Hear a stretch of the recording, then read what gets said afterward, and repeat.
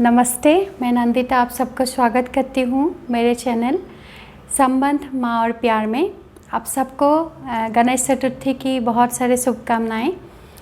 मैं मेरे चैनल पे बच्चों से रिलेटेड प्रॉब्लम्स, उसका सल्यूशन, क्यूरियोसिटी से भरा बच्चों का सवाल जवाब, उनके बारे में बात करेंगे।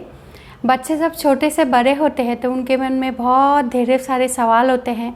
कुछ कुछ सवालों का जवाब हम लोग देते हैं और कुछ कुछ का सवाल का जवाब हमें ढूंढना पड़ता है, और कुछ कुछ सवाल ऐसे होते हैं जो हमें मुसीबत में डालते हैं। ऐसे ही एक बार मेरे साथ हुआ। मेरा बेटा तभी 3.5 years का था। तो मेरे घर में गेस्ट आए थे, मेरे हस्बैंड के फ्रेंड, उनके वाइफ के साथ। उन लोग का वो लोग न्यूली मैरिड कपल थे। तो मैंने जब वो लोग घर में आए तो मैंने मेरे बेटे को बुला के बोला कि आओ अंकल आंटी को नमस्ते करो। तो उसने नमस्ते तो किया। नमस्ते करने के इमीडिएट बाद बोला कि आंटी आपकी बेबी कहाँ है।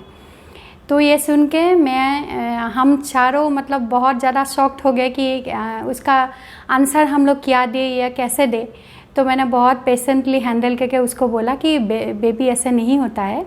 बेबी हमें जब चाहिए होगा तो हम भगवान को प्रे करेंगे और भगवान तभी मंजूर करेंगे, तभी हमारे पास बेबी आएगा। ऐसे ही 80 to 90% बच्चों के मन में एक फ्रिक्वेंटली पूछे जाने वाला एक सवाल है कि लड़का और लड़की में डिफरेंस है। लड़का लड़की में बहुत डिफरेंस है। वो लोग एक दूसरे के साथ बात करना पसंद नहीं करते, एक दूसरे के साथ खेलना पसंद नहीं करते।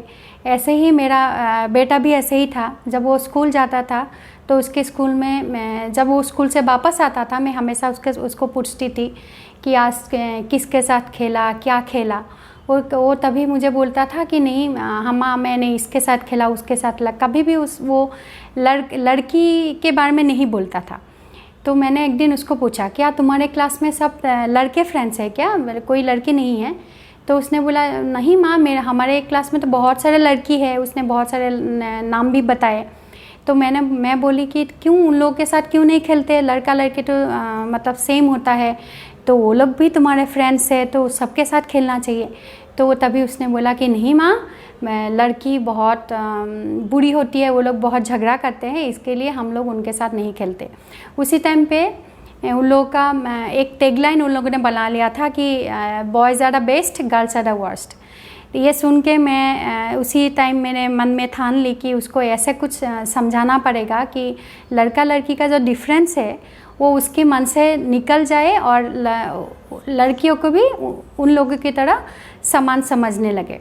तो ऐसे ही एक दिन मौका आया, मेरा पीरियड्स हुआ था। तो मैंने अपने बेटे को बुला के बोला कि आज तू अगरबत्ती लगा दे।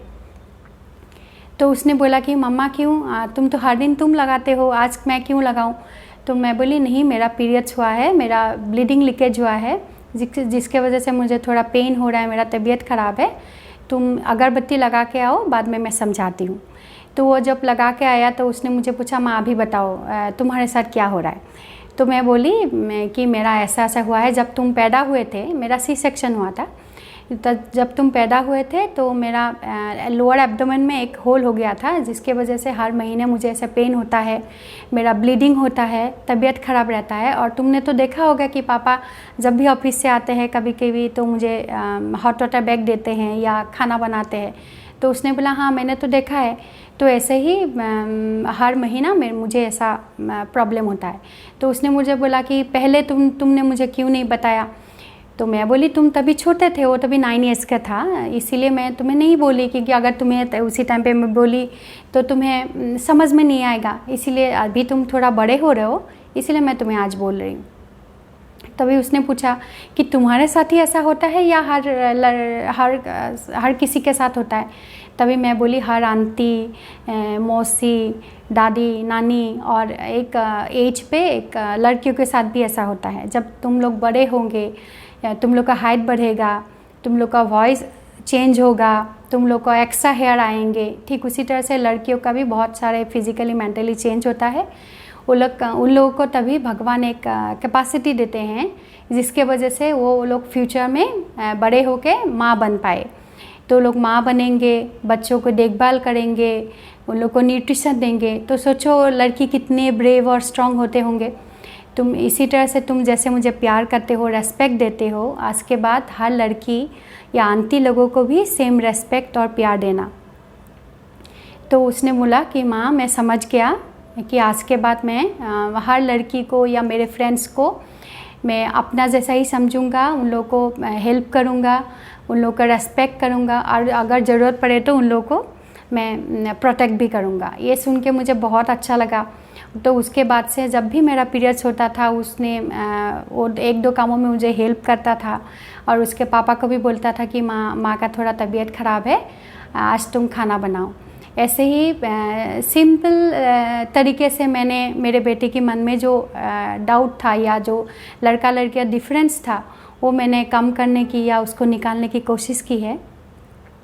ऐसे ही हर माँ अगर चाहे तो सिंपल तरीके से या सहज भाषा में उन लोगों का मन में जो डाउट है या कोई डिफरेंस है या कुछ प्रॉब्लम है तो उन लोगों को निकाल सकते हैं।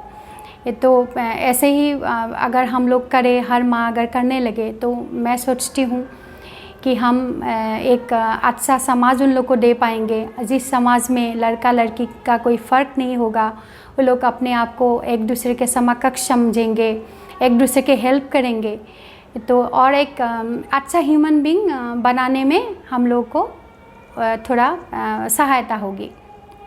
मैं कोई एक्सपर्ट नहीं हूँ या मैंने यहाँ पे कोई डिग्री नहीं लिया है, लेकिन एक माँ के नज़रिए से देख के अपने बेटे के मन को समझने की कोशिश किया है। तो ये जर्नी में मुझे आप लोगों की सजेशन की ज़रूरत पड़ेगी। अगर थोड़ा सा भी मेरी बातें आप लोग को अच्छी लगे तो कमेंट बॉक्स में मुझे बताइएगा ज़रूर, और ये चैनल को लाइक शेयर सब्सक्राइब करके मुझे हेल्प कीजिएगा। ऐसे ही और एक नया टॉपिक उसके ऊपर टॉपिक को लेके मैं फिर से आऊँगी। आज के लिए इतना सा, धन्यवाद।